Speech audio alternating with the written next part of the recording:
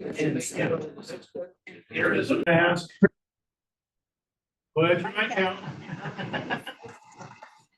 I see some ones, I see a zero, I see some people that deer in the headlights have no clue what you just asked. Don't know if I'm gonna ever understand what that means. We're gonna talk about all that tonight in just a little bit. We're also gonna be dealing with honey extraction. And we're also talking a little bit about how to remedy colony that is honey bound, which is really important for you to understand. You don't want to get to that place because it'll affect your overwintering ability. So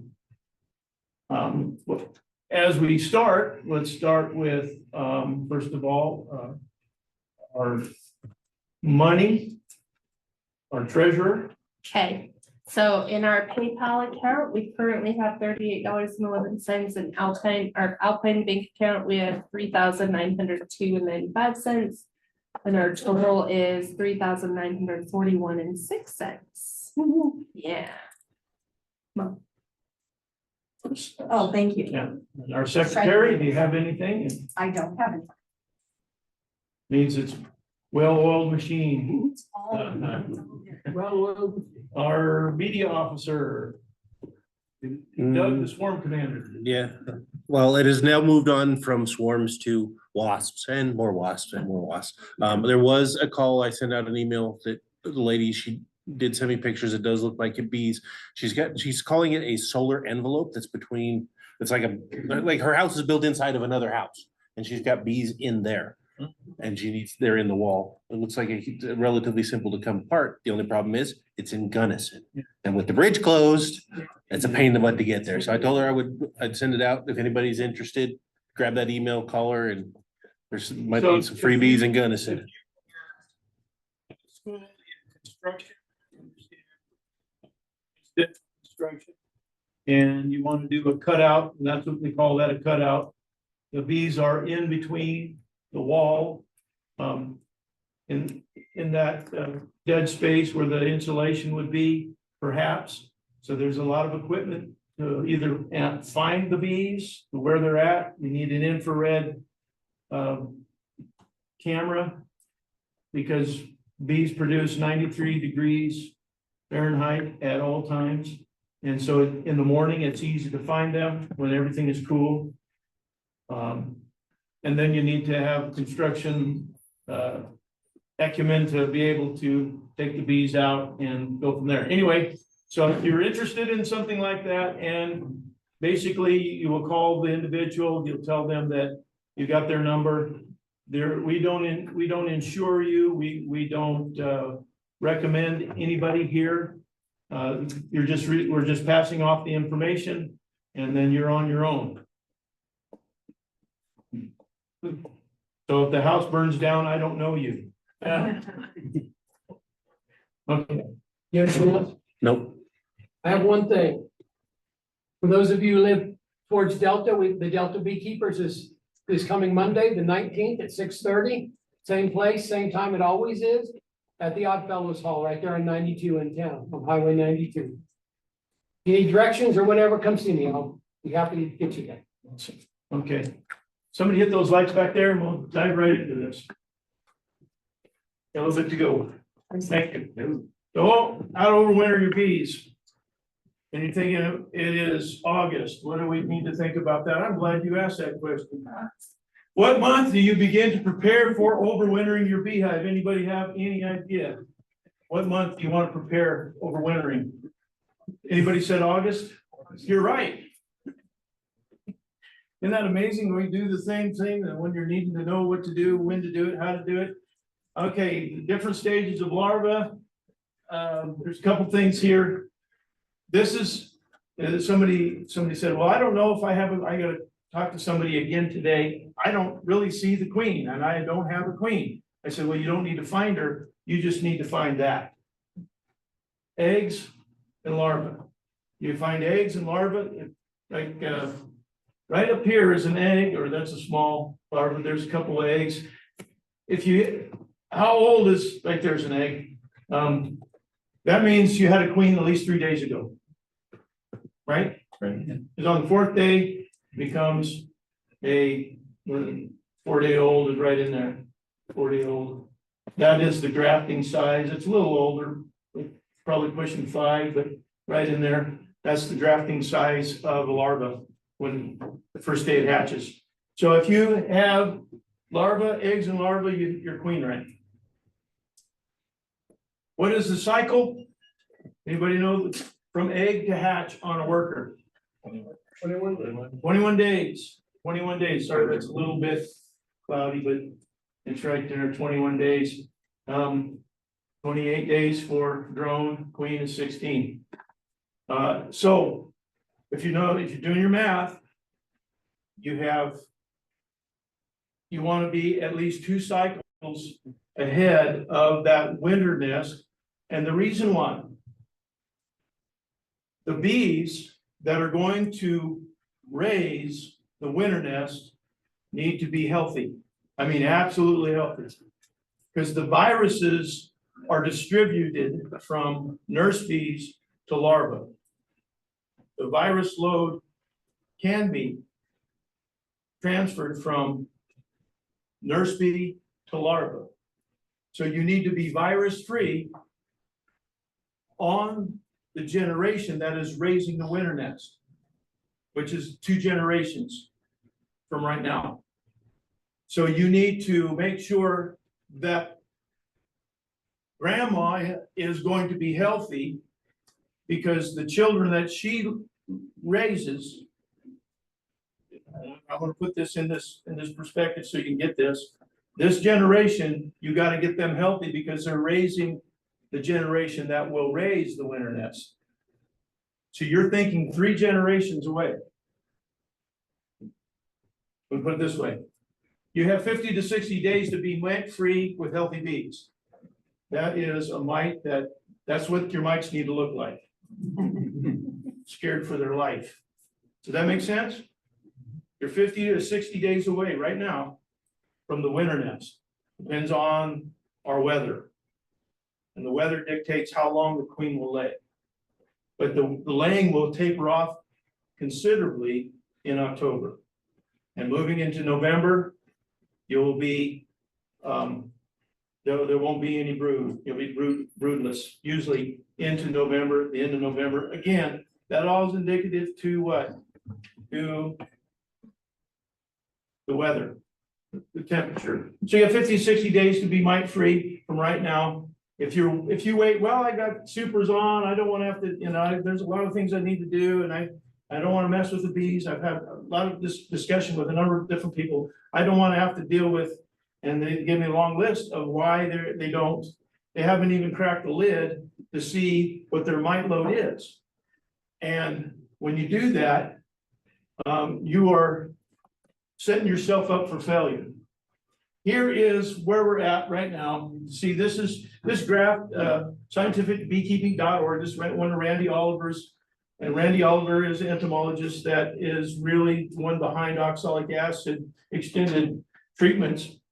But here we have in the top, June, July. Ours is a little bit later. This graph come out of Canada actually, and so our peak is really in July, closer to August, and that is the numbers that are 50, 60, even up to 70,000 bees in your colony for a full strength colony. And that is not unheard of. And so, but here, that's adult bee population. You have total pupae, which is this line right here. And then pupae, that is, that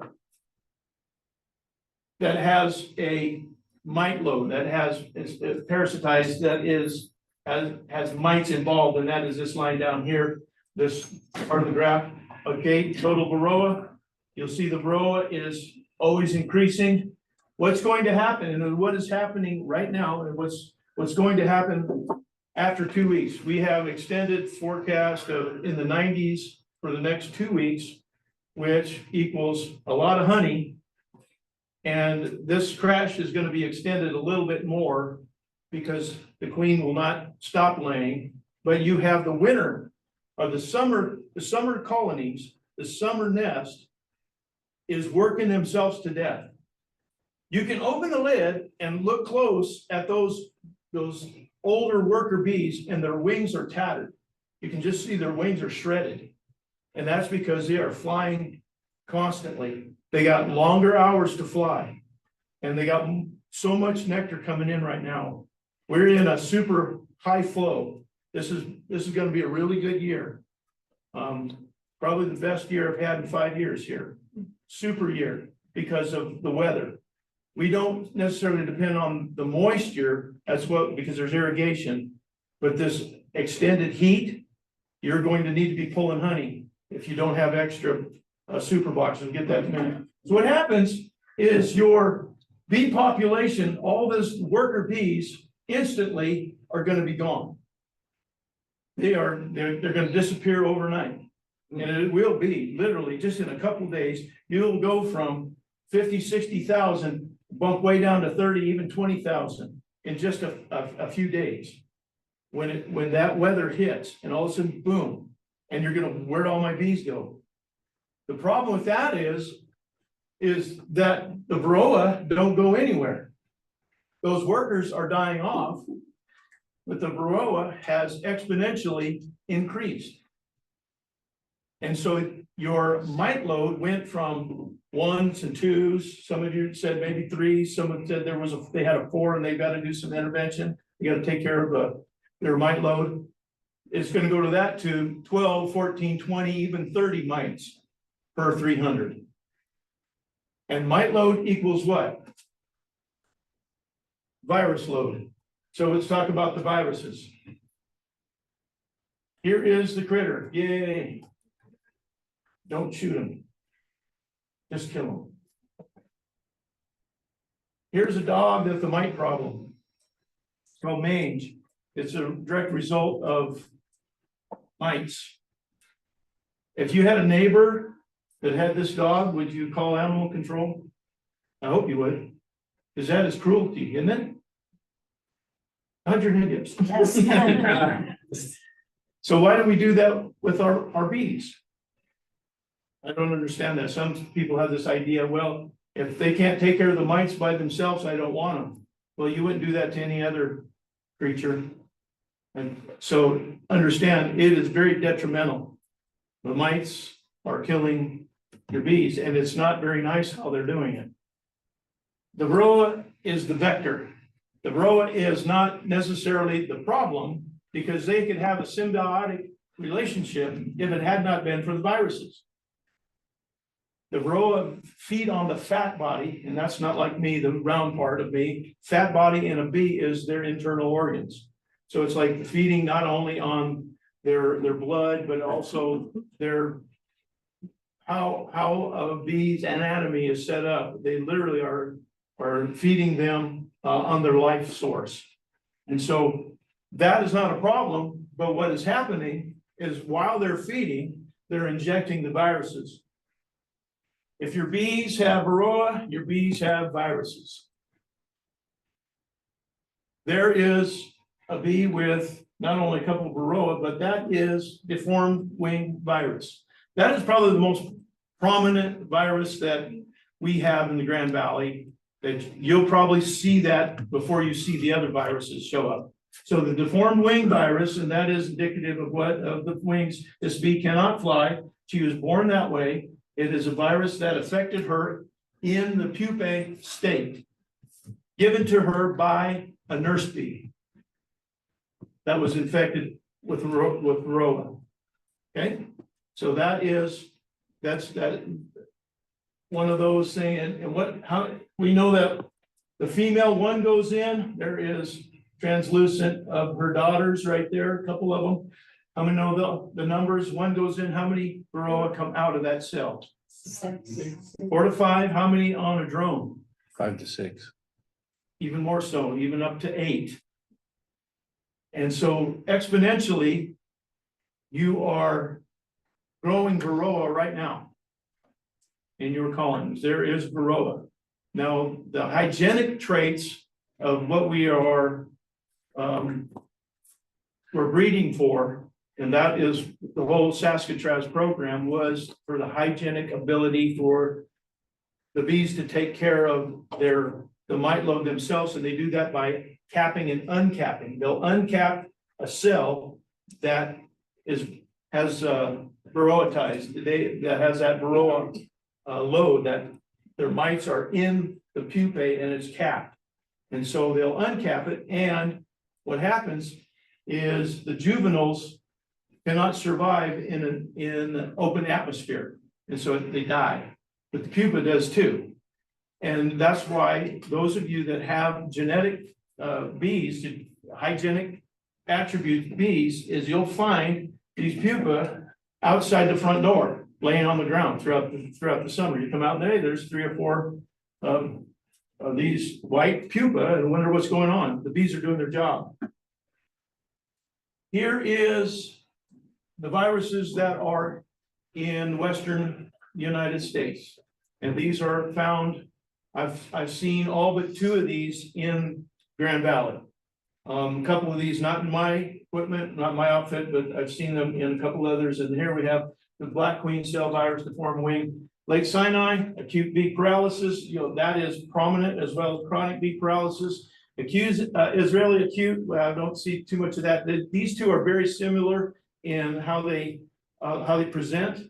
The Kashmir bee viruses, I have not seen that, but there is in eastern United States. You ever see Kashmir out there? It's okay. Here you see that the deformed wing virus right there. That is prominent and prevalent. Now, another slide of it, what it looks like. If you see that, if you see a bee with the deformed wings, you have a high mite load. Okay, that is indicative to your colony. It has a high mite load. Nosema ceranae is a gut issue. It is not necessarily brought on by a virus, but viral issues will allow Nosema to proliferate even more so than if you didn't have a virus load. So this is something that is attributed to or connected to, especially in the spring. Chronic bee paralysis, shiny bees, no hair. In my veterans meeting, there was a couple that are seeing this. Anybody see shiny bees? They look like they're hairless. They're usually they're not flying, but they'll be in the colony on the frames.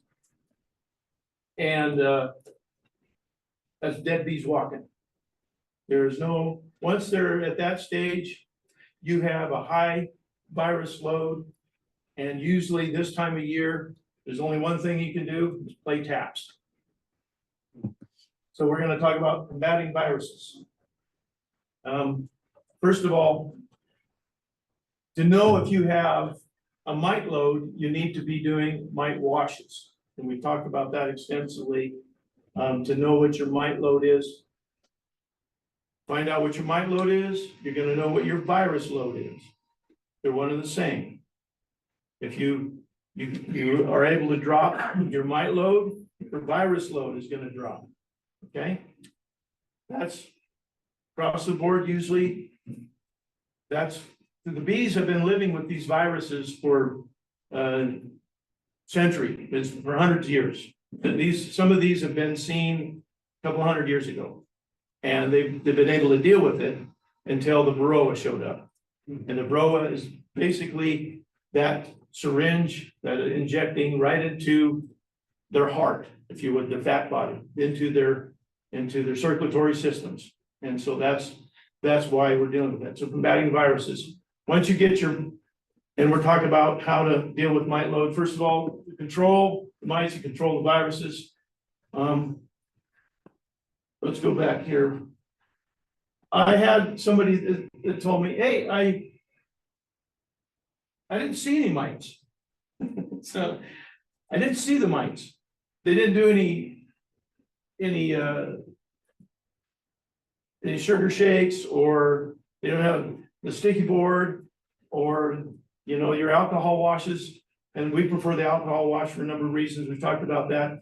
They didn't do anything, but they tell me when their colony's crashing, Well, I didn't see mites. If you see mites, it's too late. If you can actually see them, and this is coming from the same person that said, I can't see the eggs. And there were eggs and larvae, they didn't see that big. If you have a hard time seeing the eggs, you're gonna have same difficult time seeing the mites. Now, here's the problem. Here's the problem with, well, these are pretty easy, don't they stick out, right? We can all see those, but here's the problem, is that the preferred location of the mite, where do you think the mite prefers to attach itself? Anybody have an idea on that? Where do you think the mites, where they primarily show up first? Where the attack can be?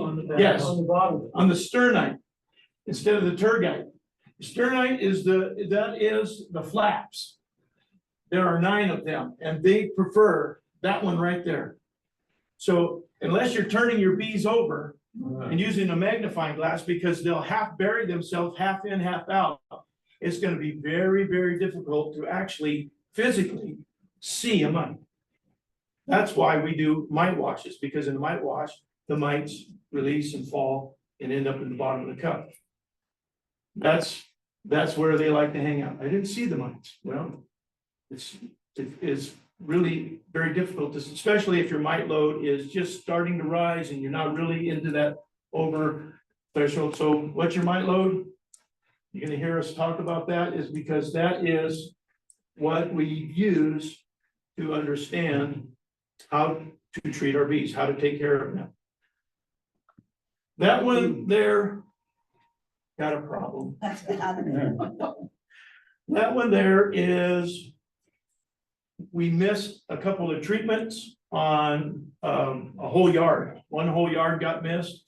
Some of them did well, some of them, we could tell right away that they were, the hygienic traits were in probably 3/4 of them. They were very low mite load, and I was happy about that, but some of them were off the chart. So I said, I gotta get a picture of this one, and that. The sad thing about that was it was later on in the year, and those colonies collapsed. So this is different. If you got a mite load, it's time to treat. When is it time to treat? What is the threshold? Anybody know on a mite wash of 300 bees? 3? Some say 4, 3 or 4. If you have more than 3, then you should think about intervention. Here's over the years, and this is all of the miticides that are over the counter available to everyone. We got, first of all, the active ingredient fluvolinate, and that is something that we used to use way back in the 90s. Apistan is no longer, I think they discontinued that because it quit being effective, because the bees became resistant to fluvolinate.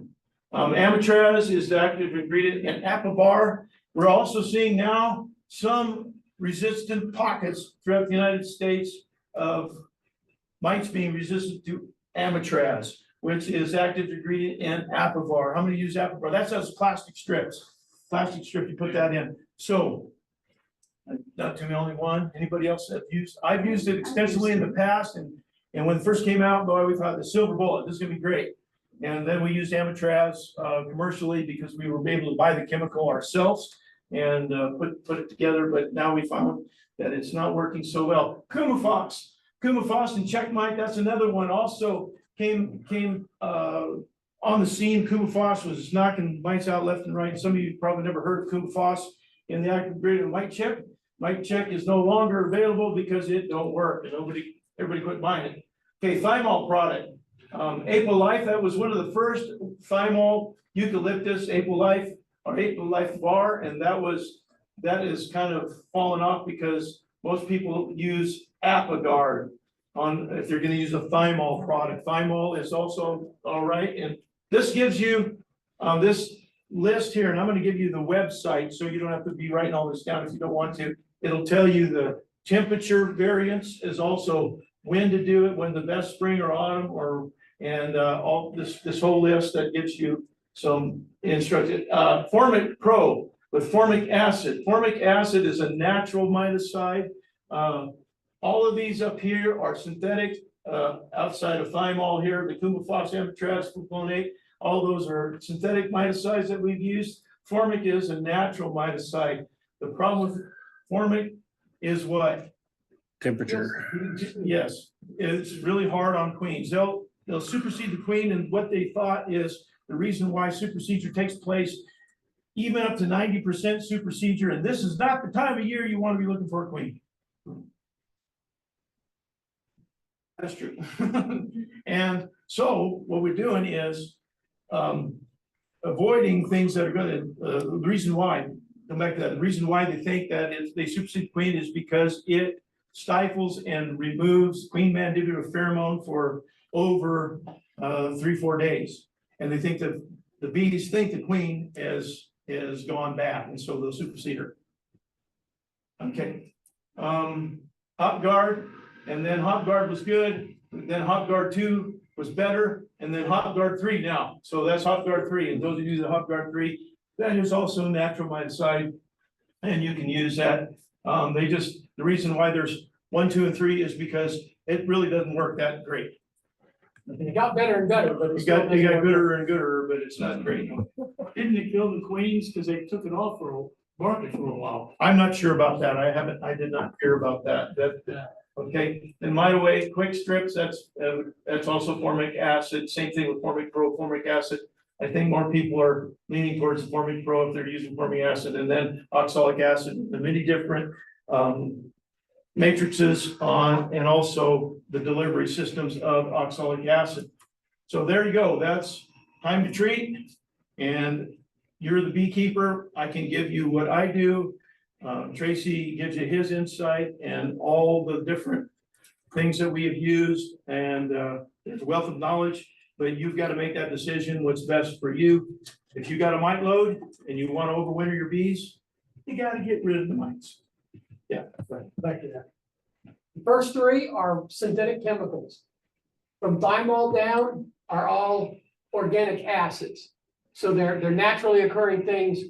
Those aren't quite so bad. All of these can kill your bees, but there's one thing that will definitely kill your bees, and that's not treating your mites. So people say, well, I don't want to do that because it might kill my mites. Well, do you want a maybe or do you want a for sure? Because if you don't treat, for sure your mites are gonna die, or your bees are gonna die. Yeah, there is one absolute way to have a mite-free colony. When you don't have any bees. Then you won't have any mites. And then on the oxalic acid, is that a little old because it still says no for during honey flow? Yeah, that's, Definitely. yep. Yeah, Yeah, so- this. All your natural miticides can be used outside of, I'm thinking. The reason why they say no on your, where's it at? The thymol eucalyptus, because thymol will penetrate your comb and will taint your honey. And if you don't mind eucalyptus tasting honey, then that's,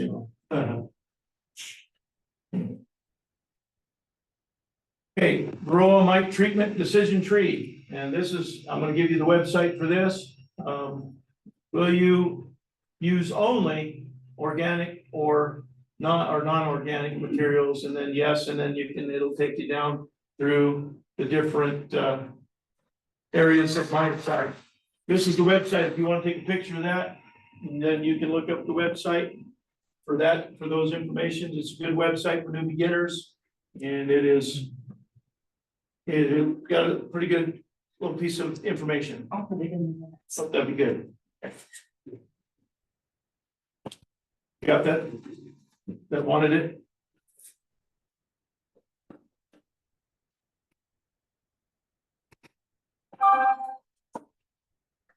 Okay, so after you get rid of your mites, you still have gut issues because of the virus load. This is just a couple of, I pulled up Man Lake's webpage, and this is a couple of things that Man Lake has on their webpage to increase gut health and immunity for your bees.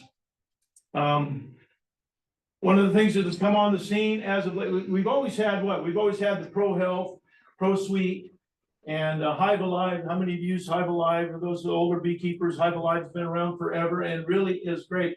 Pro DFM and Apis Biologics these are two things that have come on the scene as of just last few years that are attacking, or I would say encouraging gut health in a scientific manner.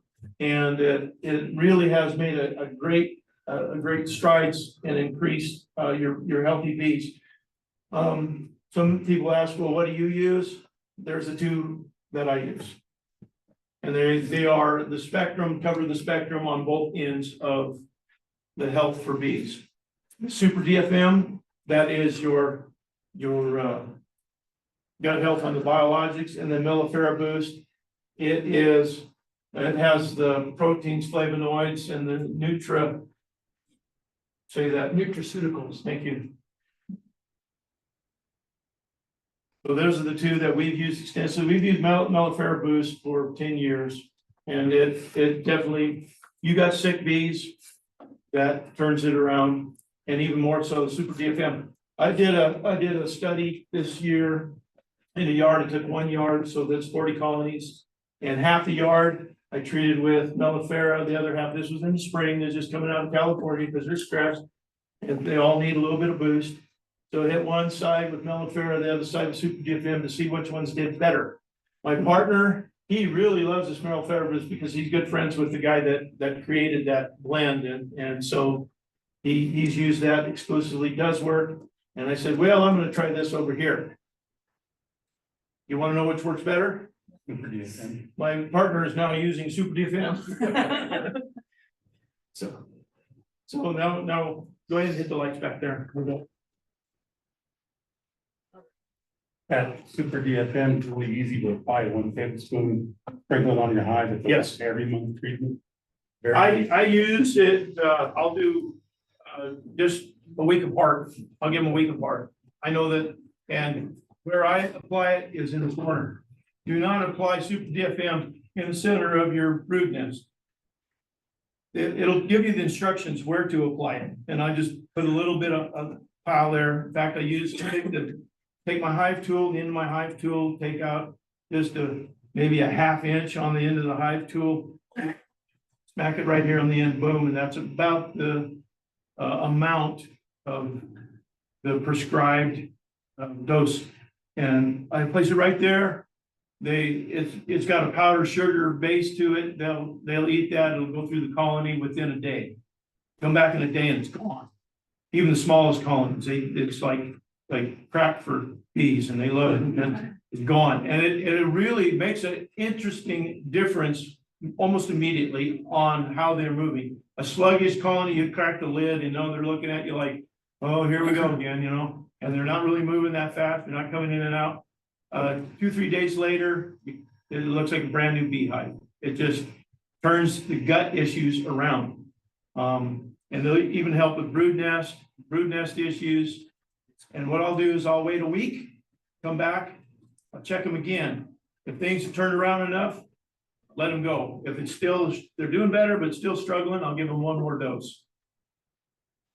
And I figured they got that much out of me, they better be doing something or out they go.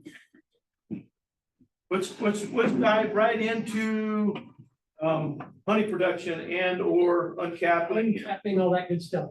First thing, the Super DFM, I apply it a little different than he does. I take my tablespoon and I sprinkle it along here, the end 2 frames, maybe on the 3rd frame and down the sides, and just leave that circle in the middle open. I like it if it's covered in bees, because when you sprinkle it on bees, they get all upset and then they start cleaning each other and they eat it right away. So I like doing that. So anyway. Oh, before we go there, real quick. Almost forgot. Oh, yeah.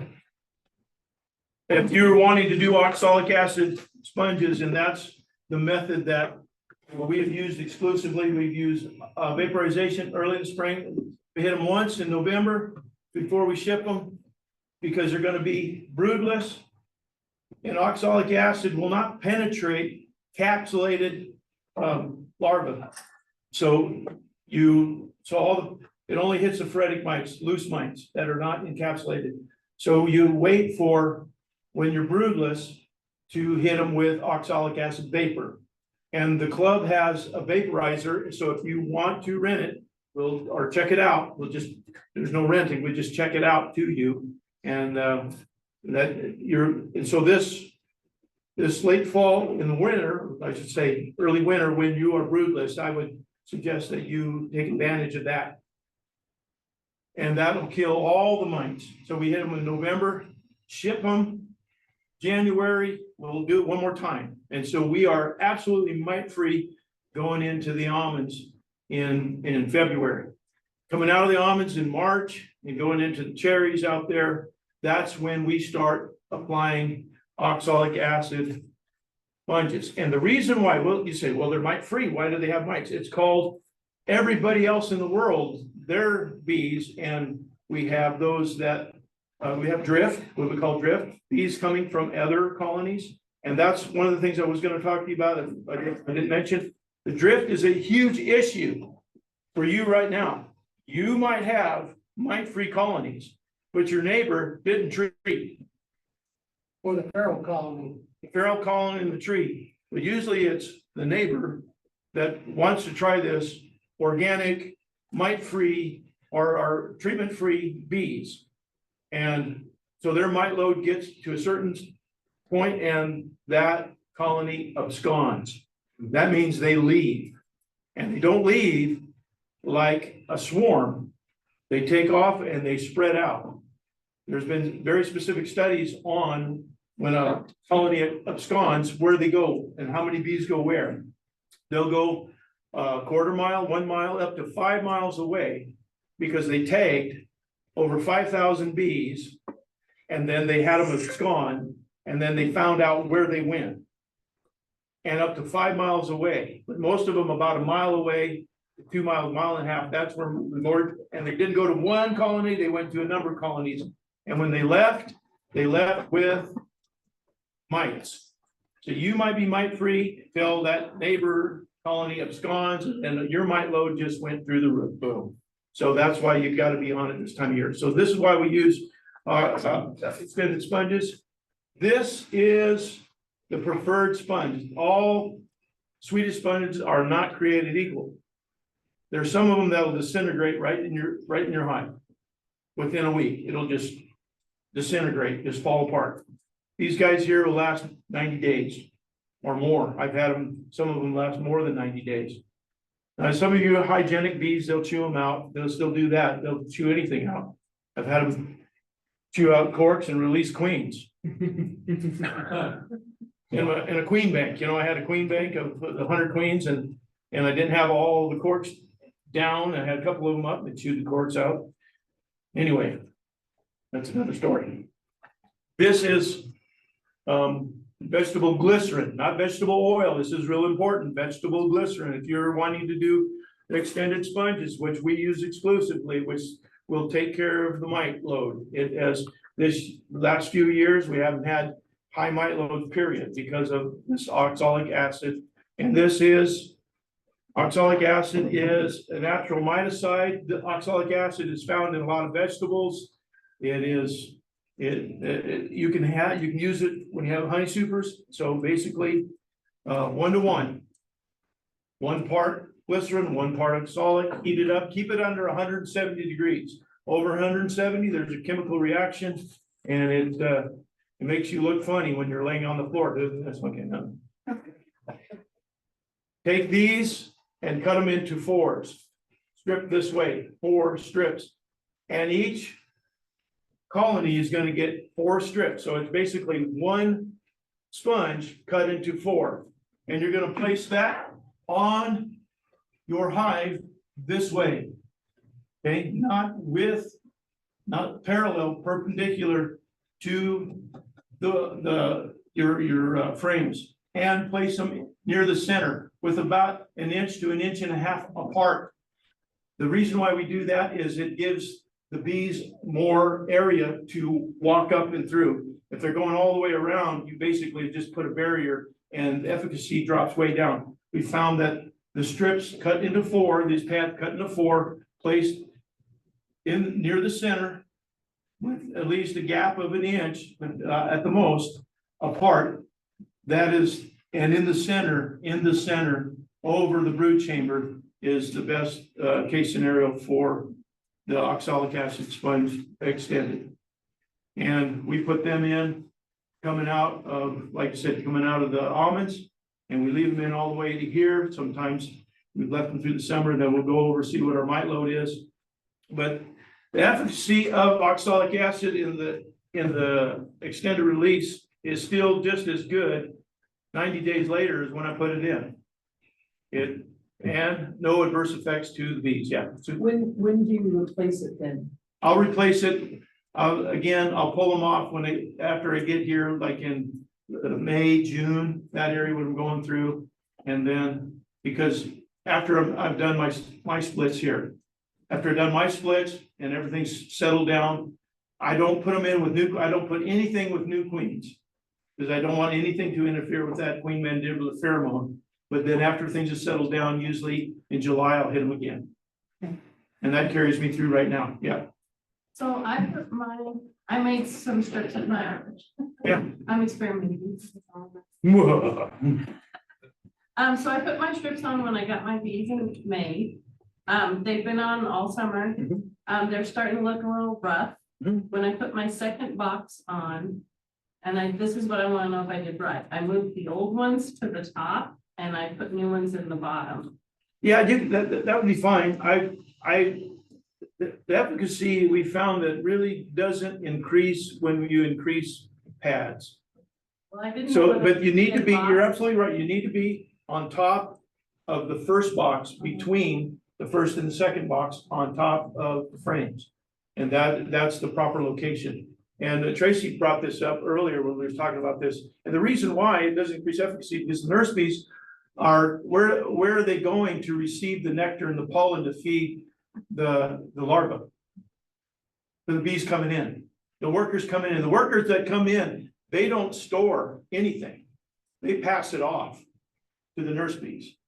So they're coming up and down, and while they're coming up and down, and how this works is the bee travels over that sponge, and while they're traveling over the sponge, walking over the sponge, the oxalic acid eviscerates the podium of the mite. And so and that's what they believe. It's not an absolute, so that might change when there's a couple of studies that are coming out to say, how does it work? We know it works, we just don't know how. And that's what they believe, because the oxalic acid under a microscope, it looks like shards of glass. Like go cans. And so, and it basically shreds the impodium, the feet, the pads on the bottom of the mite, so they're unable to hold on. And they just die of attrition. So I don't need the set that's on top No. of the second box. No. No, it will not increase efficacy, and I mean, you leave them there. We have done, in this study, we've done up to, 10 pads, even 20 pads to see if it increased. Where is that threshold where we start to see an effect that harms the bees? And it was in there around 20 pads, and then we could start seeing that it had an adverse effect on the bees. And so then we dropped it back down. There is no more efficacy increase to killing the mites after 4 pads. 4 pads seems to be the threshold there, that there is no more, but there is definitely, if you go under that, it doesn't have as much of effect. So that's where we're giving you science here. It's scientific through many studies. Woohoo! That is good news, yeah. Something else you want to look into is making sure you use the wet hex. Because they found out that some Swedish sponges have a fine starch chemical in them that will harm the bees. And if you use the wrong Swedish sponge, it can transmit into the bees and destroy your hive. Absolutely. We used all kinds of different matrices when we were first coming up with, I worked with Randy Oliver 3 years ago when he was trying all these different matrices, and I was using maximizer pads is what he had me using on 40 colonies of mine down in Modesto. And there's all kinds of matrices, but that is the main thing. And that's why we come back to Swedish sponge, is because you're throwing different things in there that have chemicals in that matrix. You're transferring those chemicals, and there might be a chemical reaction with oxalic or glycerin in that matrix that releases chemical into the bees, and so you just don't throw anything on there. Should you put on a new set going into winter though, and just leaving them on? No, I would not, because we're looking at the colony is now decreasing. And you have, if you haven't had anything on there, yeah, you do something. Like, Anything's better than nothing. I just put on we just put new sets on ours right now. Yeah. And so. I'm Yeah, guessing- just leave them until you're done with pulling honey and until you know that you are broodless. And then if you're gonna oxalic acid vapor, yeah, pull them out. I mean, it's not hurting them. It's not hurting anything, actually. It just had a temperature thing on there and it's like, well, if that affects it in the winter time, if I put new. strips We've also on. found that's old, Okay.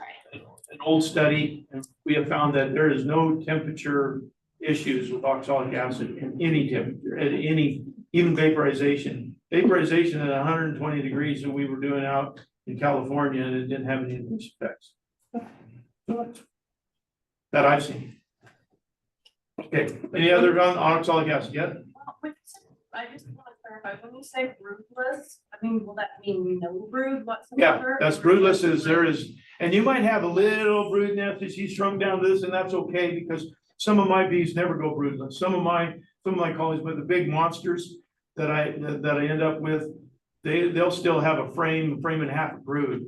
So they never, ever go broodless, but they're usually the ones that are hygienic, and they deal with the mites on their own, and that's why they're able to have that kind of health to carry the frames of brood all the way, and that's why they are powerhouses.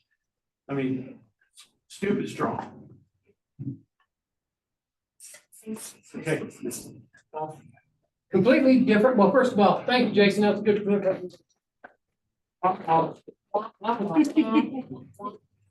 over a little bit how to extract honey. One of the things that I found that I didn't read in any book is if you can, wherever you're extracting, have everything go from one side to the other. Don't be scraping frames here and then uncapping over here and then putting in an extractor over here and then moving your buckets over here to combine them.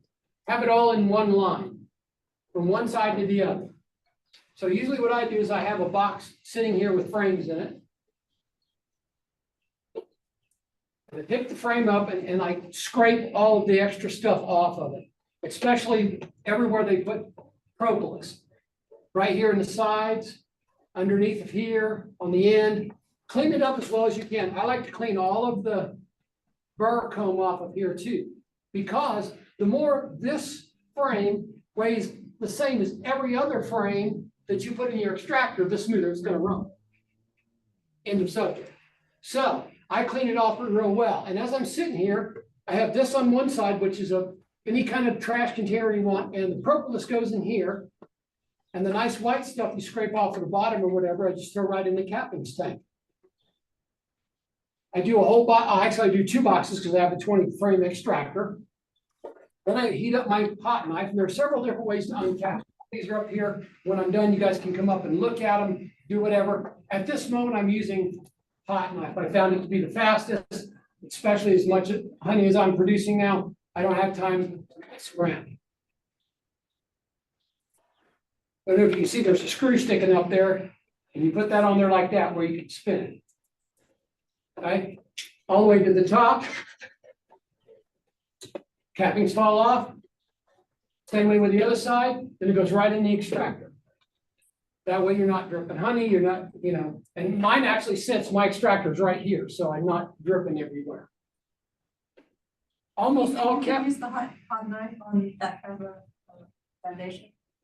Yes, you're going over it so fast, I have plastic frames and it doesn't hurt them at all. This, I don't know if you guys can see this. And when it's in use, it's like this, okay? And I'm a little taller than most, so I put a 2x4 under each side, and it brings this right where I don't bend my back. If you're a little shorter, you might not need to put the 2x4s under this. I have back problems, and so that fits really well. This in the bottom has got a grate, looks kind of like a queen excluder, but it's closer together. And the cappings fall on that. And the honey drips into this. which has a gate at the end. When I get done extracting, this sits up on a table and I put a 2x4 under the end where it's tilted a little bit. And I have a bucket down there and it just drains into the bucket. So that's, I like,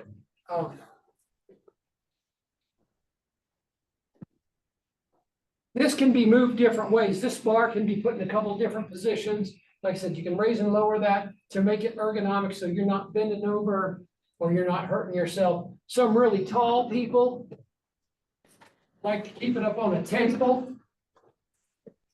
But this, because that's just what's easier for them. So however you adjust the height of this to make it right. Now, you found that at like Man Lake? This one is a man lake. Everybody, any bee house you go to online will have them. I have one that has, instead of having a queen excluder looking thing on the bottom, it looks like a piece of sheet metal with holes drilled in it. I like that one better. It seems to let less wax down in the bottom that then drains out into my strainer. So I like that one better. But it's got cappings in it right now because I just extracted. So that's why I brought this one. What is that called? What is this called? Yeah. A cappings tank. Okay, thank you. Yeah. When you're using a hot knife, don't think the hot's gonna do all and try to just go like that. You'll run the wax right off of the foundation. Make sure you saw, okay? Inevitably, part of this, the hot knife couldn't touch. That's what these are for, cappings scrapers, and you can just scrape them and knock the cappings off. Don't get excited with this and start ripping the comb all up. All you have to do is break that capping a little bit and the centrifugal force will spin it out. So I don't think you gotta really tear it up with this. I have a couple other obscure ones here. This one I bought and didn't really like. You lay this one flat and you pull it this way across it and the cappings get caught on this fork. I don't like that one because it's really hard to pull across there. I was really surprised how much strength it took to pull that thing across there. This is kind of an antiquated one I got at a sale when I bought a bunch of stuff. It's a planes, what do you call it, a plane? Yeah, please. Capping planer. And it plugs in like a hot knife and it gets hot, but you can just run it down and it just planes, just takes the cappings right off. Some people with a hot knife, they try to just go underneath of the cappings and just get the cappings off. The best way to do it, all the way on both sides and do it. Because like I said, when you're extracting, the more this frame weighs exactly like the other 19 frames I put in there, the less wobbly you're gonna have. I just had a question on the Delta Beekeepers thing about that. The more this one weighs, like every other one on there, better off you're gonna be for balance. Anyway, so then this goes in here to get spun out. And whether you have an electric or a crank or anything like that, down underneath of the thing, I usually use this style. You can buy these again at any of the bee houses. It just fits right in top of Yeah, here. that 600 is all you need. You don't Right. need anything finer than 600. Yeah. And I got two axes stuff together. But anyway, this sits down here and you open this. And the honey falls to the bottom here and drains out into there. I have tried straining it with a 200. And I didn't really notice any difference. It took forever for the honey to run through here, forever. But then when I opened the bucket, the 5-gallon bucket, after a week, there was just as much of the white froth on the top as there was with the 600. So other than wasting some time, I don't think I really did anything. So I would recommend, a lot of them will sell a bucket with 3 strainers of 6, a 4, and a 2. I would just get a 600. But that's all I ever use. Have several of them. I got alternatives to what he's showing. We'll take Yep. that. I've got one other alternative, but anyway. So I keep that in there. When that starts filling up, I take another bucket with another 600. Close that off, and then I switch them out. When the strainer drains out, and this is, I have started this year using the 3-gallon buckets to drain in. And then I have a 5-gallon bucket that I dump them in as they come loose. You can buy this online. They're very inexpensive. It's called Lucky Buddy. She just texted me, but there's no timestamp on it. She just said, sorry, trying to. This has got honey in it. You put that in there. Start pouring the honey in there, and then you can set that right there and let it drain while you go off and do something else. Word to the wise, first of all, leave it in this position for about 5 minutes. Don't immediately take it off. Drip here, it'll drip on the ground. and everything. So leave it like this for about 3 to 5 minutes, and the honey will run down to the bottom. Then tilt it up like this. And it'll all drain out. If you're using 5-gallon buckets, this holds very well, just like this. So I usually just put a hand towel or something right here. It's just a little more weight and it'll hold it. Also, this is full and that is empty, and you go like this, let up, there's still more weight in this and it's going to knock it over. So just take a little bit of time and pour it in there until, you know, it starts slowing down, and then set it on there so there's weight down here. Because I've had that happen. The other thing is watch your handle when you set this on there, because inevitably the handle's going to go like that. And your 5-gallon buckets, it goes like that. And it goes right down through all the honey, and then you get a nasty handle, and then it drips everywhere, and you got to clean it up. So after you set it on there, make sure the handle stays up here like that. Sounds like experience stuff. Yeah, I've made a lot of this. Can I ask why you would put it in that bucket with the 600, but then you're gonna put it in another bucket? Well, because this is usually a 5-gallon bucket, and I'm filling 5-gallon buckets out of these. Okay, thank you. And it's already been strained, so I don't have to strain it again. This year I did something else different, and here again, I found absolutely no help in it. So I'm not gonna do it again. I strained the way I was talking about with one of these into a 3-gallon bucket, and then I put one of these in a 5-gallon bucket, and then filled the 5-gallon bucket up. Right, this is a paint strainer. You can buy these at any hardware store, and I think they're 600 micron also. I'm not exactly sure how many microns they are, and it doesn't even say. And then I lifted this up and let this drain out and into the bucket. There again, I didn't see any difference in the amount of foam that came to the top. So it was an extra step with no benefit. So I didn't do that anymore. So anyway, another way to extract, which I don't recommend, but if you don't have any equipment whatsoever, you can take a 5-gallon bucket and put one of these on the 5-gallon bucket. Take a frame and take your hive tool and just scrape it, wax it all into there. Scrape it all off of there. It makes a mess. After you scrape and you fill this up, you take this and you raise it up and you tie it up like that so that all the honey drips down in the bucket. Then you have a whole bunch of wax and you have your honey. I don't recommend that because it tears up all your comb, but if you've got zero equipment and you got to extract, that's also very, very popular with people who have top bar hives. They'll take the chunk and they'll knock it off in here and then break it up and then hang it like that. Crush method. Yeah, crushing it. So anyway, The club does have an extractor that, two sure, extractors. this is one of them right here. Yep. Now, And crane, so if you got teenagers, that one works really good. yes, really, really good. This is another kind of strainer right here. It's the same. This is a 600 and this is like a pre-filter.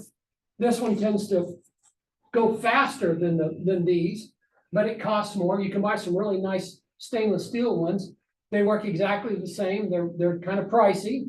I've had some of these that I have at home that I'm actually using that I've had for probably 6, 7, 8 years.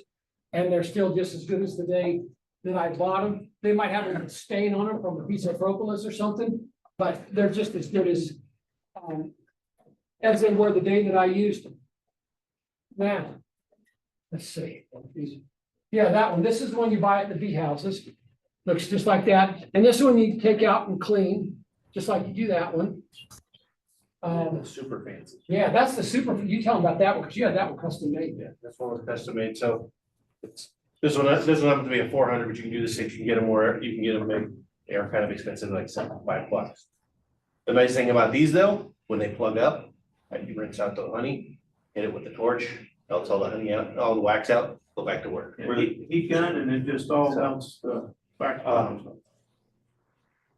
I did, the company that makes them, if you want to buy them, it's called AgroFab. We're gonna have links in the meeting minutes on how to get them. But I just looked them up last night. $75 is what it's going for right now. So they're pricey, but they work a lot better because I mean, they were, These are in the 40-50 range. aren't yeah, I they? think there's like 40 or 50, yeah. But if you also look, see, that one's just got a little bit there on the bottom. This has got mesh all sides. So it drains through faster. It goes through a lot Right. faster. Even this 400 will go as fast, if not faster than one of those 600 plastic. Yeah, because the 600 plastic ones, the whole bottom isn't even, there's a ring around the sides that's plastic. You see, it comes in this far before it's actually screened. So the other thing, and I didn't bring one, I should keep a good plastic spatula. I don't know if some people call them spatulas, child cheaters, like you scrape a mayonnaise jar out with or something. And when this is sitting in the bucket, like this, it's draining out and it slows down. You can take the spatula and run it over the screen and knock the stuff to the sides and help it to drain fast. Once this is all drained out, I take the filter, and I take my spatula, and I take all the wax here, and I scrape it out and drop it in my cappings tank. You still get, the honey still drips out of it, and you get the wax for whatever you're gonna use wax for. So anyway, I don't wash these until I'm done extracting. They just go, I usually have about 3 of these in front of my extractor, and I just keep switching them out and pouring them in a 5-gallon bucket. When the 5-gallon bucket gets good, put the lid on it. There's all kinds of different lids. Some of them fit tighter than others.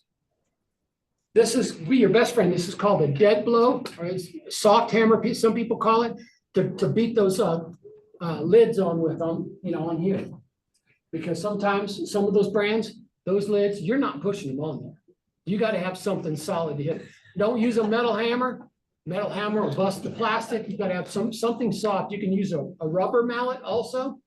But I like this one. I don't know if you guys can hear that, but it has stuff inside of it. So when you hit, then that falls forward and hits again. And it kind of is, it's a softer, but a more extended blow. And it taps the lids on very nicely. After you get it in a bucket, this is called a refractometer. It measures the moisture in honey. And you just put a dab here and you flip it over and then you look through it. And there'll be a line in there right on the graph and you can see how much it is. Not super important in this environment because our honey tends to be dry enough. But in other places where there's a lot of humidity, it's an absolute necessity. Because you've got to get it down below 18.5% or it's going to become meat on you. So that's why I have one. And I check every batch, every 5-gallon bucket. When I'm done, I put the weight and the percentage of moisture on them. Now I do that because I cream a lot of honey, and creamed honey needs to be in a certain range of moisture. If it doesn't have enough moisture, it becomes solid and you can't use it.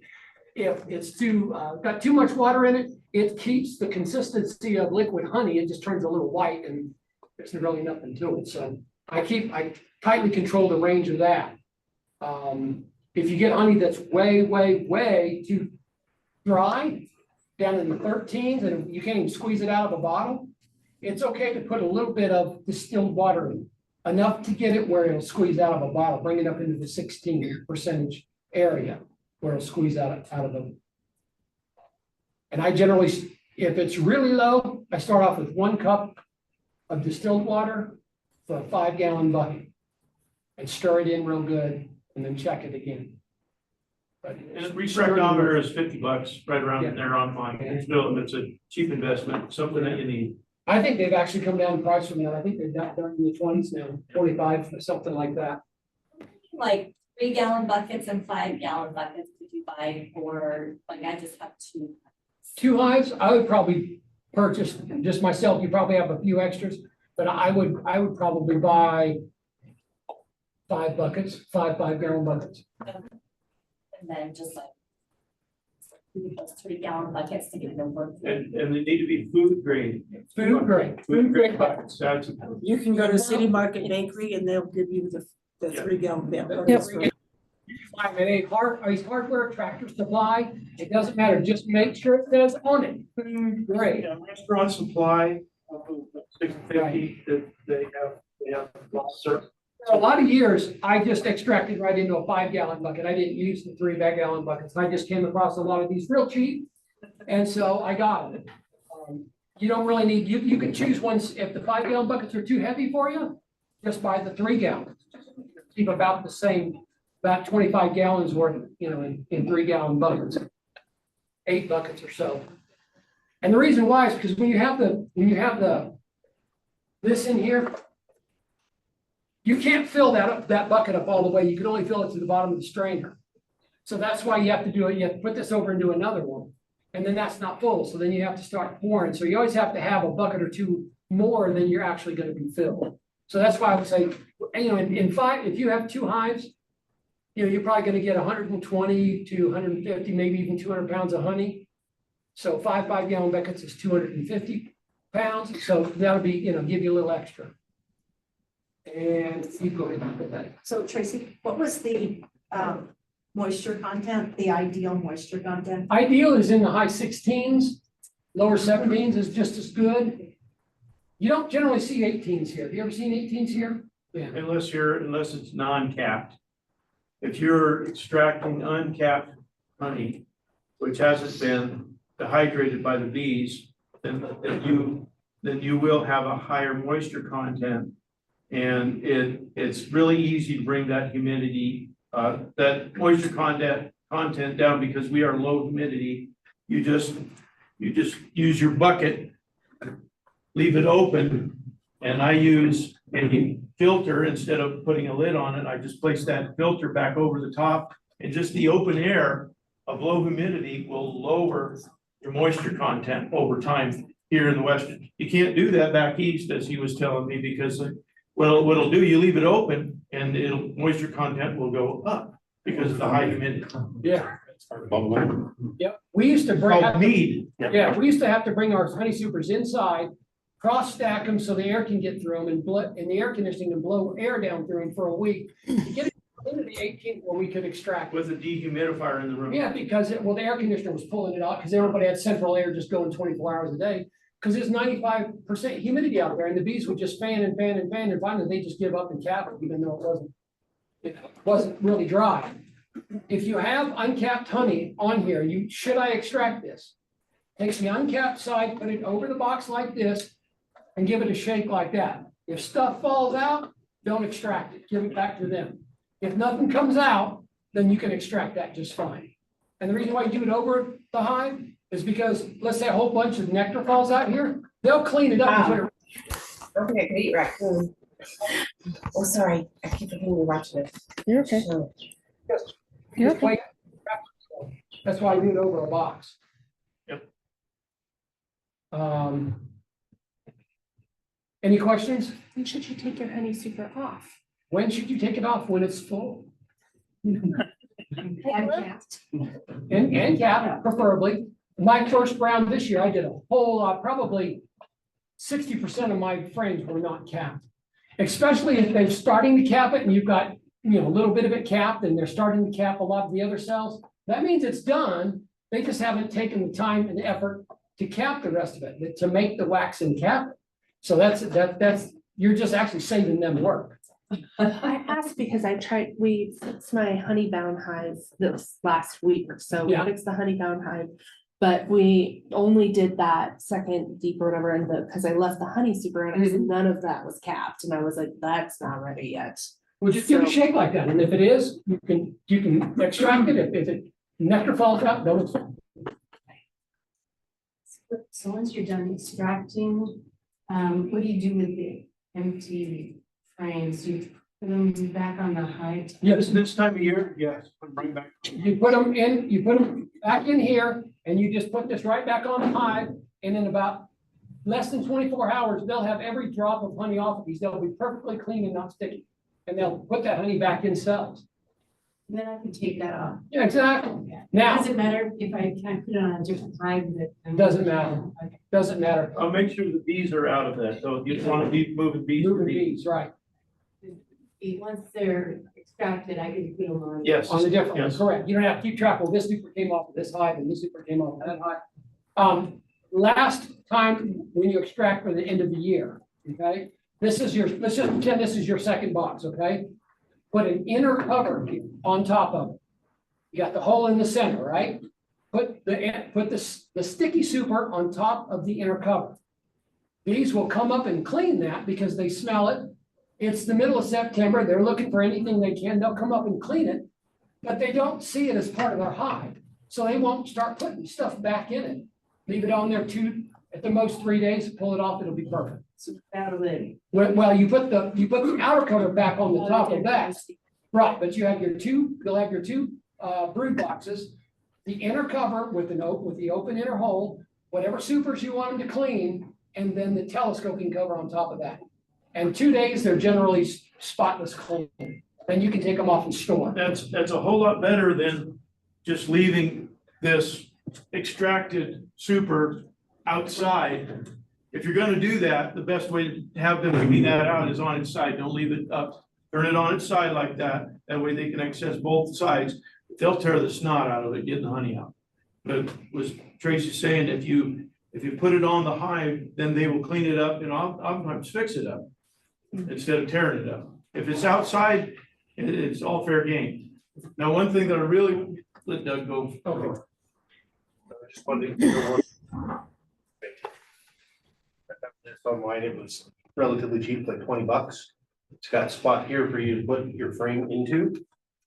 When you're doing it'll kind of holds it. And it's also got a groove, so you can actually, I do this, I'll take and put the filter in here like this, and you set this right on the bucket. That groove pretty much lines it up. And then you can do your uncapping here, and it's the same principles over there. Your capping's falling here, your wax and drips into the pot. So this was like $20 versus $100. You know, you've already got your filters that work just as well, so it's just some alternatives. Yeah, and I think it's really depending on if you have one hive or 18. Yeah. You have gonna need to go up here eventually. I definitely need to go up. Yeah, with 20 hives, this would do me no good. If you got takes a 2 or little 3 while. hives, I think it'd be a good idea. Yeah, if you got 1 or 2 hives, it's a good idea, you know, you just save your invest, or, you know, if you don't have the money this year, because every year we say, well, we're gonna buy this, you know, we're gonna up our equipment, and so every year there's something different, and that's really good, Doug, because that gives you the ability to do a small scale extraction. You don't have to have the tank, just use your bucket. These are, just look, these are $9 a piece. This one here is 30. On all man length. This is a two-part. Comes out, I think that's like I think that's an 800 and the other one's a 6 or. yeah. This one here is really, really fine, and it takes a while for this to go. The 2 stages run faster than they really do. And this one here, this one is a little bit. That's a finer than 400. mine. That's a 400. That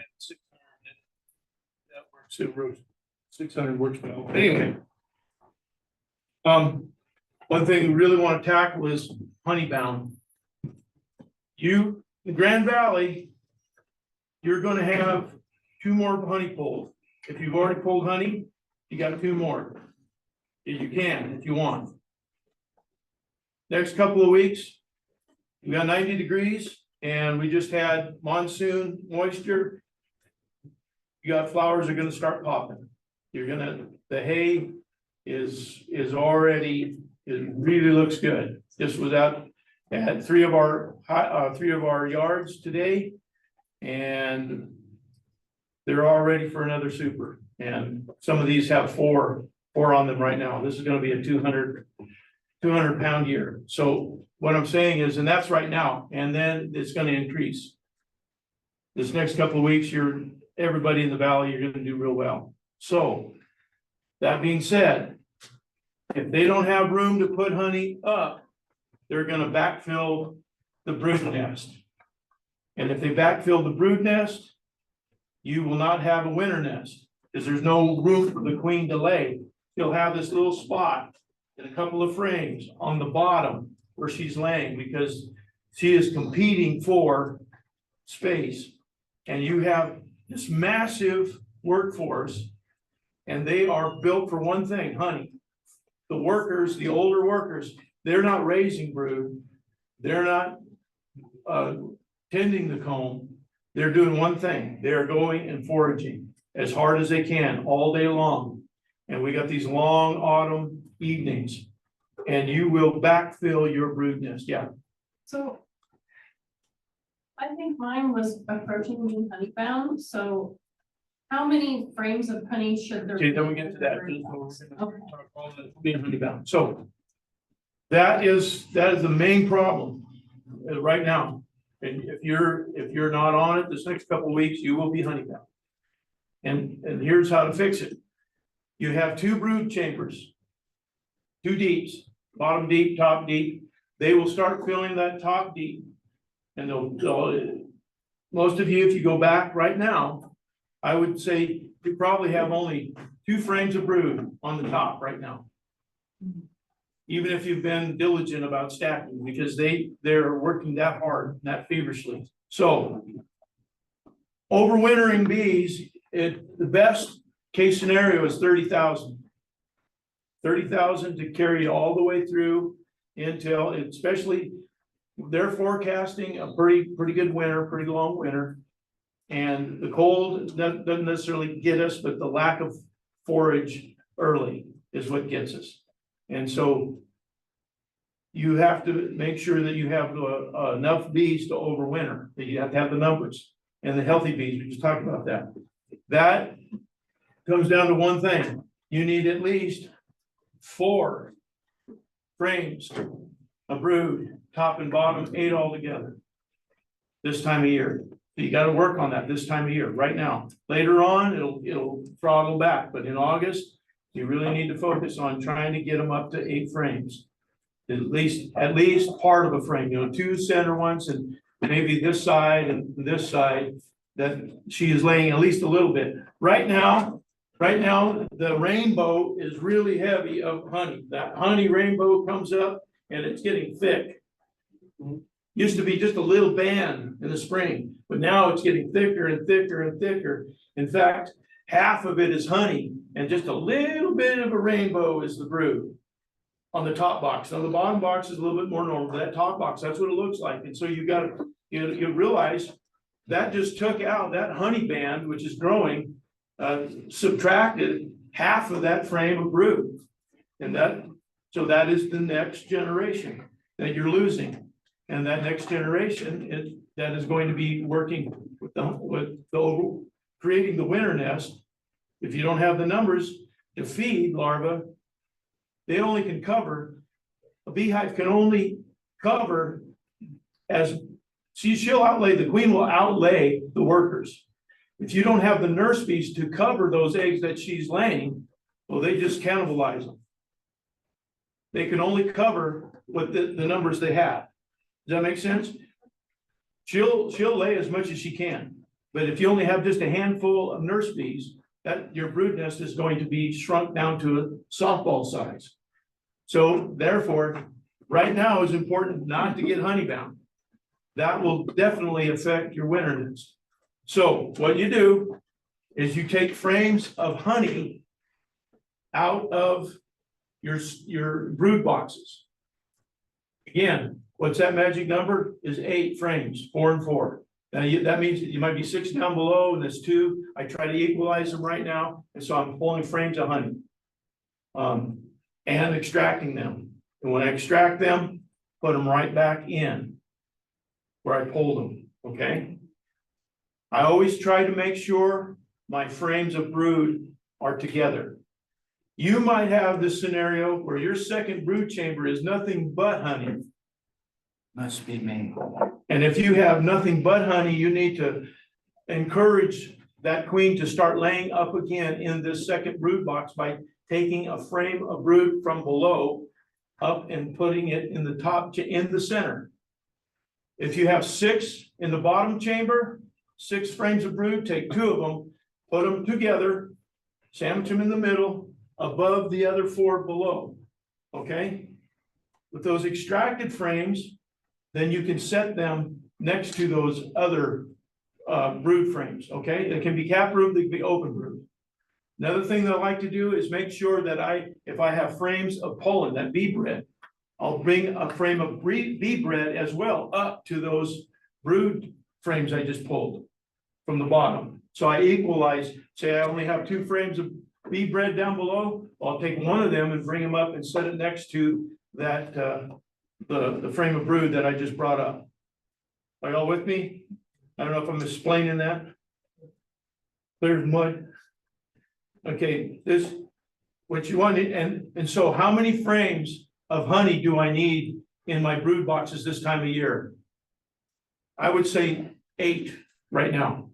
The magic number is going to be 12 when we get through. We need about 100 pounds to overwinter. And so you can have too much honey to overwinter. You can have too much and they get ready to start brooding up in the spring and they don't have, again, the queen doesn't have any place to lay. And so you'll have a slow start. I've very seldom see a colony that has starved to death.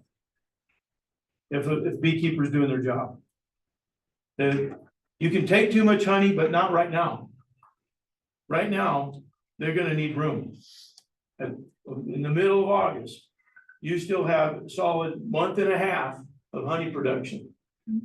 Solid month and a half, and the next 2 weeks are gonna be bonkers. Just because of the rain that we've had, and now the heat. All the fall foliage is gonna take off. Rabbit bush is about ready to pop. And that rabbit bush goes, you're gonna be scrambling to make sure you don't have a honey-bound colony. So it means work, lots of extraction. So I had a couple of people say, well, you know, they're not really moving up into the super. I've heard that a number of times, because most of new beekeepers, your super is what? All blank. And it's just basically what Tracy was saying earlier, is that they don't recognize that as a home because everything's blank. It's our ceiling, but we don't live there and so where do they live is down below. And so they'll backfill those boxes, those brood chambers, because it's already drawn comb. And you have to force them to go up. But once they start up there, then you can keep them focused up there. And then make sure they have room. Another way to make sure that they're drawing out one super. That super, all the frames, and these are deeps, I know, but those frames are drawn out, look beautiful. And you say, well, they need to put another super on there. So you take that box of empty, just blank frames. They're all blank because you're brand new beekeepers, right? I bought another super, but they're all blank frames. And I put it on top, but they're not going up. Same reason. There's usually those new frames don't have a lot of wax on them. And again, they don't look at, so what you want to do is we checkerboard. You checkerboard those frames with the ones that they've drawn out of the supers. So you take the super that they've drawn out, and then you checkerboard. You got one drawn, next one right to it is blank. Take one out of this other box, it's drawn, and right next to it, I'm gonna put a blank. So you got drawn comb blank, drawn comb blank, and then you'll have 2 boxes of drawn comb blank, drawn, because you've checkerboarded the one drawn box with the non-drawn box. And the bees will go up and they will begin to work on that. And it's important, if you can checkerboard, it's the best, because when you take 2 frames that are blank and you put it together like that, that bee space between is too much. And they'll draw wonky comb. Instead of nice flat drawn comb, they begin to draw it this way between the frames. How many got wonky comb? You know what I'm talking about? It's like, yeah, because the bees forget to read the book. And that's, yeah. Okay, can we go back to the brood? Yeah. Because I know they've been honeying down this summer. So if you turn it up on its side for a minute, you're okay. So the two outside and 2 outside, that's okay to be honey right now? Yeah, leave honey there, that's okay.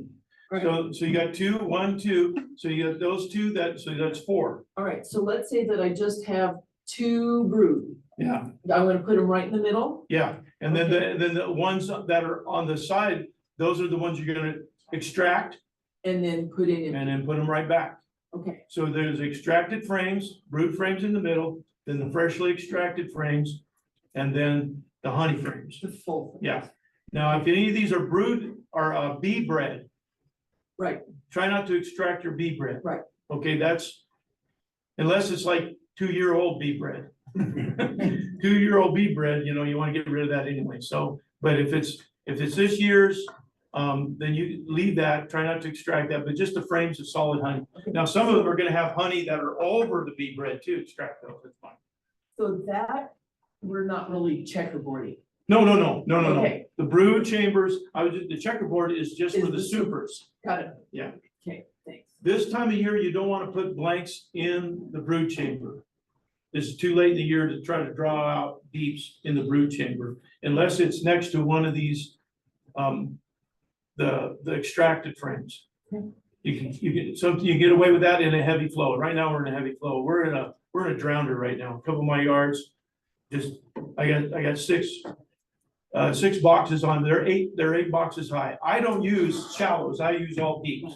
These are my supers. I use all deeps for supers and brood boxes, and I'm 8 high. I'm in a drowner, so a couple of yards, they're just, and it's gonna get worse. So what I'm saying is, I'm telling you that, I'm out there every day in my elbows, and it's coming. Okay, I've seen this a couple of times in the valley, this type of, 90 degrees.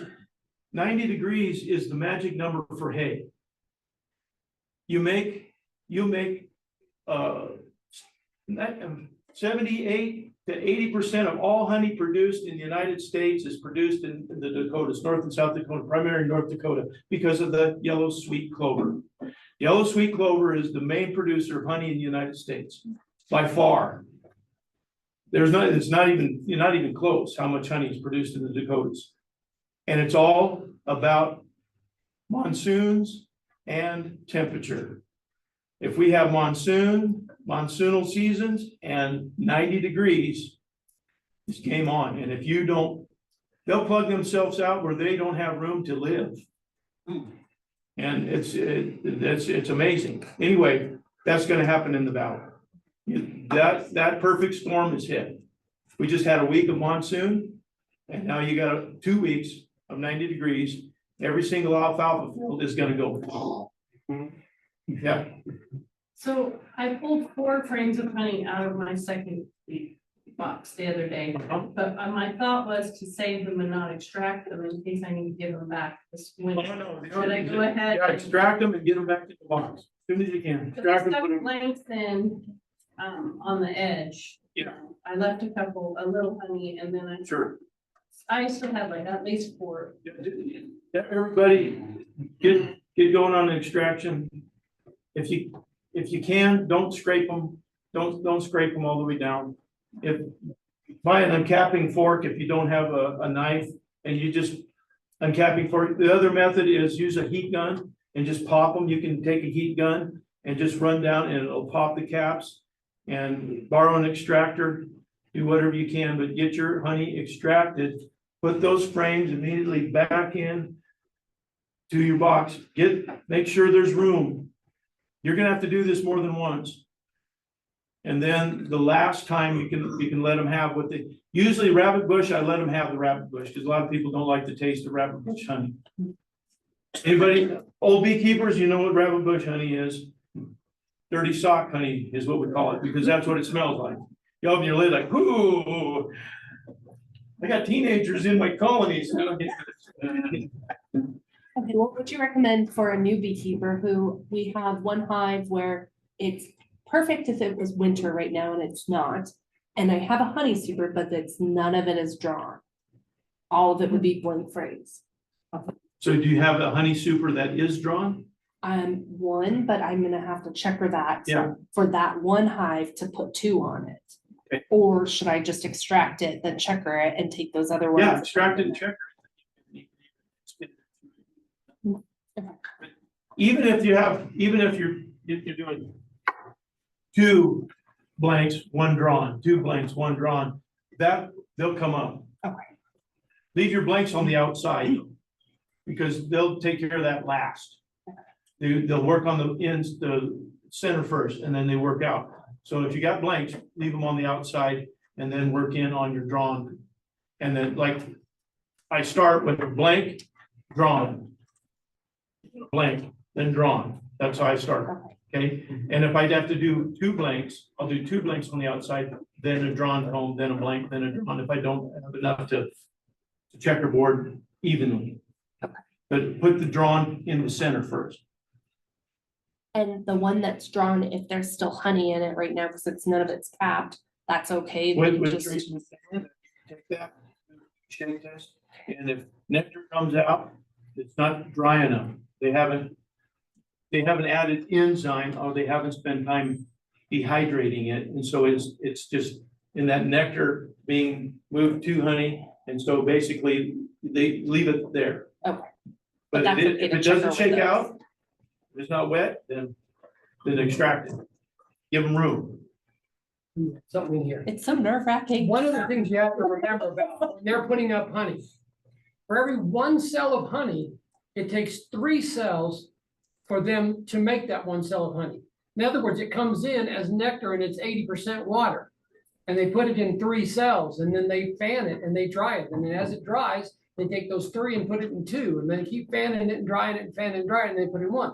So you may say, well, there's 2 or 3 frames in there. They should be able to make lots of honey.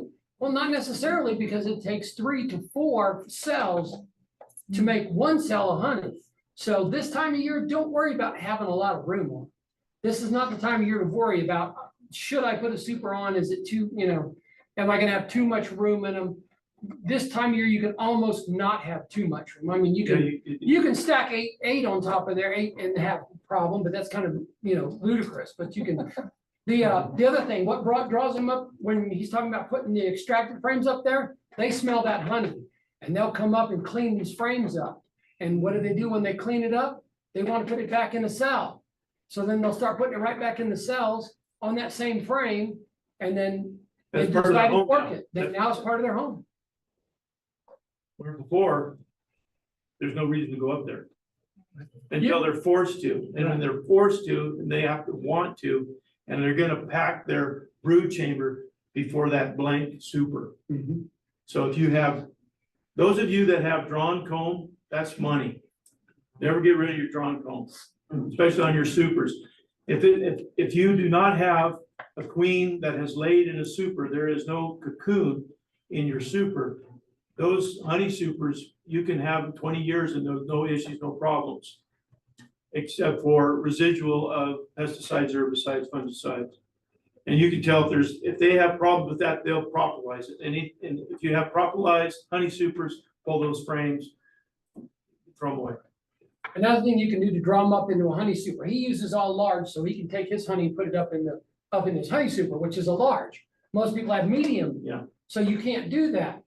You can take 1-to-1 sugar water and mix all 10 frames and put them up there. That'll bring them up because they'll come up there to clean it out, just like they did the honey, and then they'll start making comb.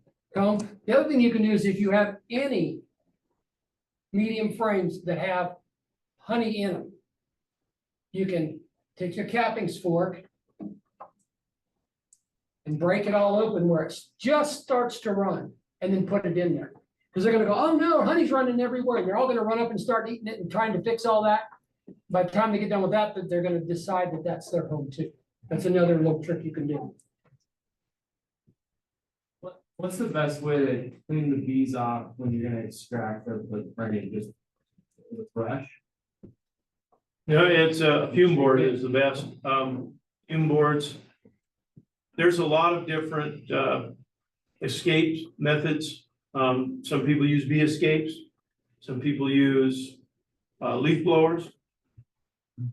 Literally, they'll take the box off, they'll set it just like this on a table in front of the hive. They'll get a leaf blower and blow the bees back onto their hive.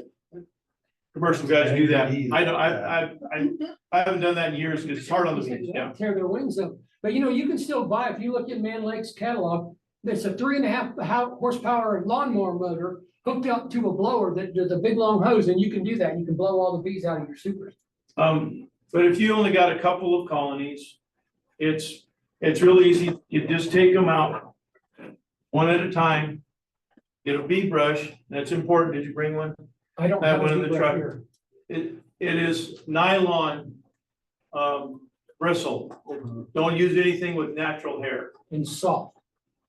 Yeah, nylon bristle, very, very soft, and you brush them on.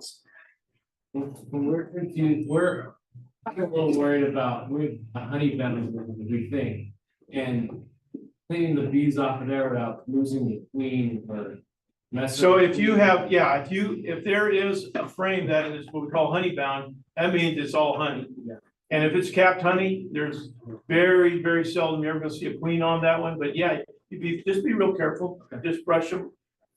Bee brush, that is, one of the mandatory tools that you really do Okay. need to have, because you'll use that throughout the year, but this time especially, as you're just starting, I use fume boards and a chemical called Honey Robber. There's two of them, Honey Robber and Honey Bandit. And that solar fume board, I set it on top in less than 2 minutes, bees are pushed out. It just stinks so bad, they hate it and they leave. Yep. They all go down. One is made from extract of almond. The other one is another type of chemical, but either one of them are issue with the honey. It won't, Got FUME. yeah, FUME, fume board, and you can get them all the big bee supplies. I get mine from Man Lake. I think they're $20 a piece type of thing. It's a solar, they call it a solar fume board. What it is on the top is a little solar panel on top. It's a box, a rim box about this big and felt on the bottom, and you get that chemical in a spray bottle, you squirt the bottom of the bottle, set that on top, boom, they all run out. I've used a bee escape. Bee escapes are better good. bee. And the thing I like about that is the bees go down, put it on the night before. The bees go down through there, almost all of them, then you'll still have a few bees. But you can pull those honey frames out, take them and put them someplace else and leave that escape on there. And then the bees don't get so angry with you. Yeah, They get I use all bee those escape. bees Still down there, and then when you even take it off, there's 1,000 bees on it. They get out of there, because they're not too happy. Yeah. I used bee escapes for the first time this year and I was really happy with it. Yeah, they're waiting. I pulled some without, and I try to brush them off, that Right. makes them so angry, they're. Well, it does, and a lot of it depends on how many hives you have. If you have 1 or 2 hives and you don't want to buy extra equipment and chemicals and stuff, it works fine, but The only issue with bee escape is you gotta pull all your supers off, put the bee escape on, and all the supers back on. So if you're up there 6 or 7 high, it's a pain. well, this time of year, what I do is I take it all the way down to the nest. And then I put an empty super on there. Then I put the bee escape and then my other supers, so they go down into another.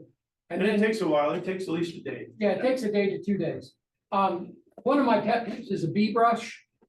People pull this out and they try to go. Okay, and brush them all off. Rolls of bees, they get really angry. Who in here has ever used the push broom?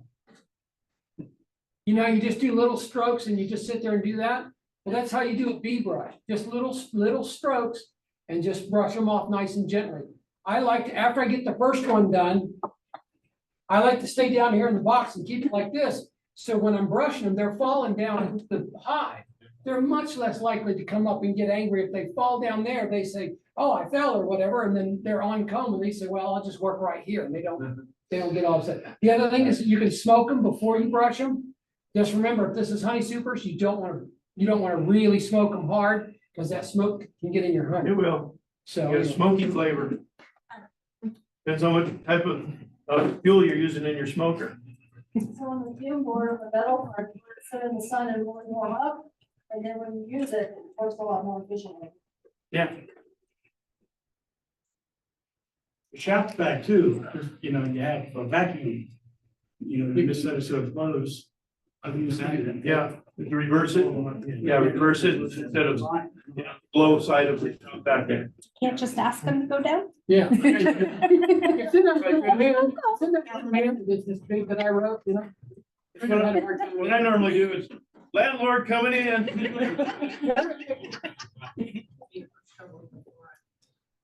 So you said that you let the bees have it when the rabbit brush moves, so that means you just take off all your honey. No, I leave, depends on where we're at. Some people love it.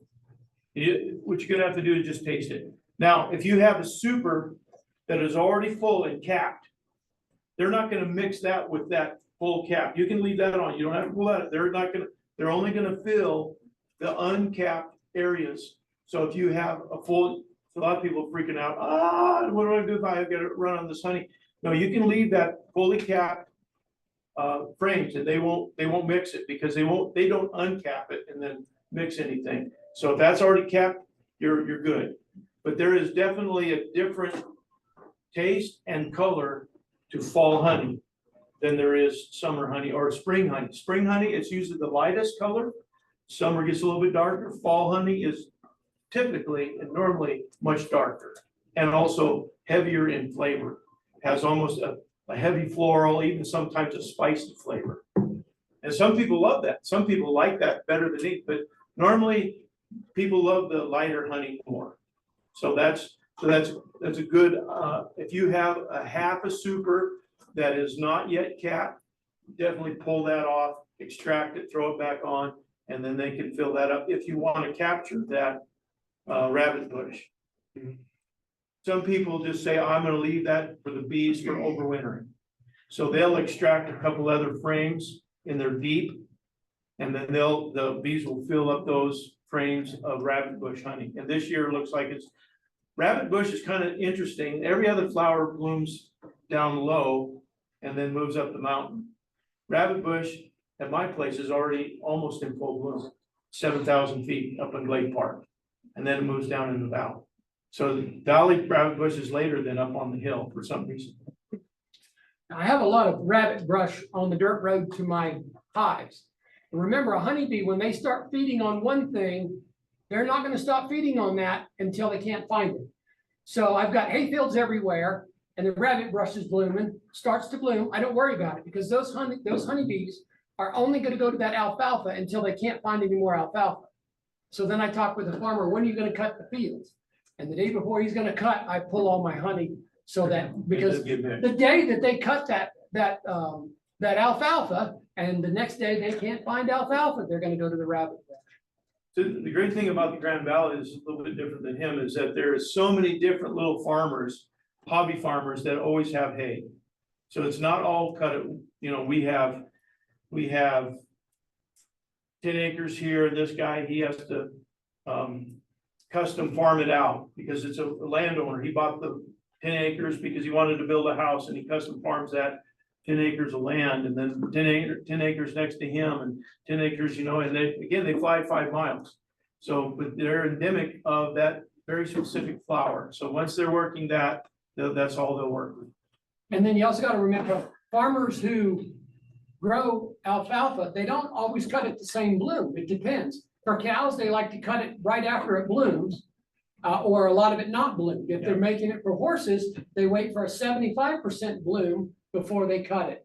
Some farmers like to let the whole thing bloom good before they cut it. So even though they might have planted on the same exact day, they're going to be cutting at different times. So there's always, to pretty much the whole Grand Valley, anywhere you are within a 2-3 mile radius, there are hay fields for them to, alfalfa for them to go to. Just want to throw another opinion at you. Okay. Yeah. Same voice. About 2 or 3 years ago, we had a discussion about whether the Russian olive was popular. Segment in the class said, "Oh, I hate that. It smells so bad." But then there was Heidi, I think, jumped up and said, "That stuff is great." Yeah. And it just depends on the person. And rabbit brush, it's the same thing. I think if you get online, you'll find that rabbit brush isn't found all over Colorado. It's found mostly here in Mason County, and it's highly sought after. So there is a market for it. Yeah. And it's just like everything else in beekeeping. What do you like? Yeah. 1,000 different opinions. Eckert has a whole lot of olive, Russian olive. And I know one beekeeper who just hates it. He hates the taste of Russian olive. He hates that honey. But like you said, other people like it. Rabbit brush is a little different than most places. Most places across the US, in the fall, there's some kind of a plant that blooms late in the season that's yellow, whether it be aster, goldenrod, or in our case, rabbit brush. And most of them, there's no question, you don't want that honey.